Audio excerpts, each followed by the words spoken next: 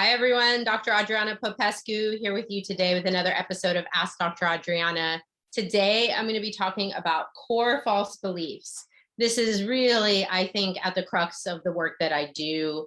It's such a big part of it because what people don't realize is that we're primarily driven, our behaviors are primarily driven by our belief systems. And most of us, and belief systems, my friend TJ Woodward loves to call them BS systems.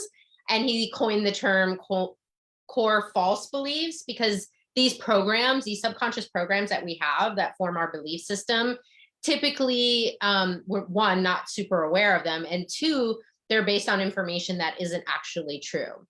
So let me say a little bit about how these beliefs form.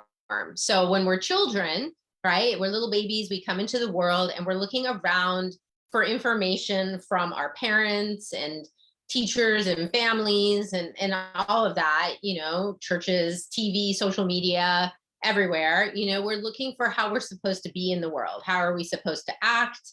How do we talk to people? How do we, deal with things when we're frustrated? All those different things. And so we get role modeled and imprinted with what we see around us, either the messages that are very direct that are said to us and the messages that are indirect that we see or we experience. So for example, if you grow up in a home where you're told, abusive types of things, where maybe you're called stupid or you're too much, you're too loud, or you're making me crazy or something like that, then you're going to come to believe some pretty negative things about yourself, right? You might take what that person is telling you and believe that it's true. Well, if my dad is saying I'm stupid, I guess I must be stupid. And that little seed that gets planted at that young age when you're so impressionable, because up until the age of about 7, we're basically in a hypnotic trance. Brainwaves of children at that age show that they are primarily in theta, which is that state of very deep meditation or hypnosis, where you're very easily suggestible, you're highly suggestible and easily programmed. And so Dr. Bruce Lipton writes about this in his book, The Biology of Belief, which I actually also talk about in my book, What If You're Not as Fucked Up as You Think You Are? Because that time is so key. I mean, this is why children, will believe that there's a fat guy in a Santa suit that's going to come down your chimney at Christmas and give you presents. I mean, it's totally plausible to a young child because they believe the things that the authority figures are telling them, and they're very open and receptive to whatever it is you tell them. So a lot of kids are getting negative messages from, all those influences, either directly, like what they're being told, but also indirectly. So for example, if you see your mother constantly looking in the mirror saying, oh my God, I'm so fat. Oh, I look terrible in this. What impression is that going to make on you? You might end up mimicking a belief she has, like, I'm not enough, I'm too fat, I'm ugly, I'm not attractive, people don't like me, any number of different belief systems. And so these core false beliefs often fall into the category of I am something or I am not something, right? I am stupid. I am not smart enough. I'm unlovable. That's really a big one. In all of the years that I've been working with people, I kind of find that it goes down to the lowest common denominator of I'm not enough, right? And therefore all these other things. Therefore everyone leaves me. No one will ever love me. I'm a failure. I have a whole list of these in the book, and we use also this material a lot in conscious recovery, which is the work that I do with TJ Woodward, because he wrote about core false beliefs in his writings, Conscious Being, Conscious Recovery, and Conscious Creation. And what ends up happening when we have these core false beliefs is that once we've adopted a belief, then we tend to look for the evidence that will support that belief. It's called confirmation bias when we are speaking psychological jargon, confirmation bias. So in other words, you kind of get tunnel vision and you'll exclude the information that would contradict what you believe to be true, right? So if I've decided that I'm ugly and fat, if somebody gives me a compliment and says, hey, you look really pretty today, I would disregard it. I wouldn't really be able to receive it because it doesn't match my belief that I'm not enough in some way, right? I'm ugly, I'm fat, I'm this or that, right? And so over time, you start to collect evidence that your belief is true. So if you have a belief that everyone always leaves me because I'm unlovable, who are you going to attract? You're going to attract people for relationships that are going to match that. And then when in fact you do get left, you use that as proof. Well, see, I really am unlovable because yet another person has left me, right? And so these beliefs really get concretized, as TJ loves to say, turned into concrete. Like they're so heavy and they're so dense, and they become, the way that you function in the world. Psychologists tell us that at 80 to 90% of our behavior, our actions in the world are driven by these subconscious beliefs. We're not even fully conscious and choosing consciously how we interact. We're just like programs, like computers, where we've been programmed to behave in these ways, to think and feel in these ways. And those, programs we're not aware of. Right now I'm coming to you on a computer. I don't know what the programs are in the background that's making it so I can be live with you, on this event. So what we want to do when, we're working with these beliefs is to bring them to consciousness, right? First and foremost, we want to bring them to consciousness, and then we want to challenge them, right? Because this software is super outdated. I mean, you picked this up when you were, 7, 8 years old. Your software is way out of date. And we want to look at it through the eyes of an adult and ask ourselves, is it really true? So another example that comes up a lot in my work as a trauma and addiction specialist is the effect that trauma has on our belief systems and how we see ourselves. So for example, if you're a child and you're being abused or neglected in some kind of way, kids are very egocentric. They think that they are kind of the root cause of everything, and they don't understand adult type issues.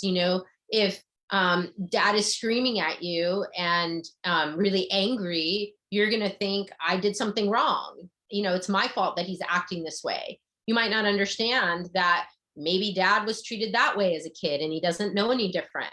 Maybe dad has a drinking or drug problem. Maybe dad has bipolar disorder or some kind of mental health condition, right? You don't understand that as a kid. When I was a little kid and I was sat down by my mom and told that my parents were getting a divorce, I was about 7 years old. I immediately remember thinking, what did I do wrong? And how can I fix it so they'll get back together, right? So when we're working with things like that, we may need to go back to a traumatic event. We may need to use some tools to heal that trauma and to release the emotions and the beliefs that came from that experience, right? It must be my fault I was abused. I'm not enough. We really need to look at that and reassess that and see if that's actually true. How do we know it's true? Is there another way to look at it? And if we start looking at it through a different lens, what does that then create? This is how I embark on the process of healing for my folks who've had these types of experiences. And we've all had traumas, little t traumas, big T traumas, whatever you want to call them. We've all experienced trauma because this reality is not an easy one to navigate. And, we get hurt and we get upset and we come to conclusions based on those experiences. And that really ends up solidifying these core false beliefs. So what's really cool about the book that I have coming out in December, What If You're Not As Fucked Up As You Think You Are, is that I basically talk about this topic through all different lenses. I talk about how we form these beliefs about ourselves and then give different perspectives and healing techniques on how we can change them. So everything from traditional psychology, which primarily is going to be cognitive behavioral therapy, and using things like thought records and looking at thought distortions, to the field of energy psychology, which is more holistic, which is looking at how do we identify and shift and release the energy that comes with those beliefs and those unresolved traumas and emotions and things, and where we've locked them in our bodies. There can be hands-on somatic techniques and energy work that we can do that can help with that.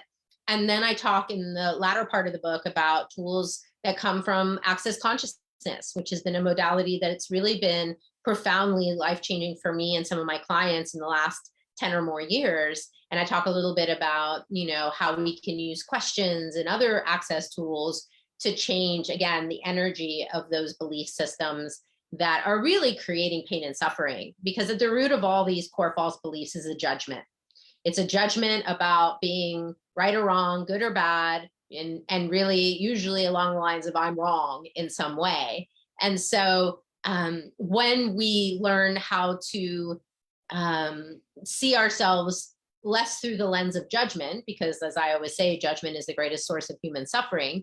When we start to look at ourselves through a different lens, then we can create profound change. Then we can remove those energetic blockages or limitations that are not allowing us to live a life of infinite possibilities, to create whatever it is that we desire.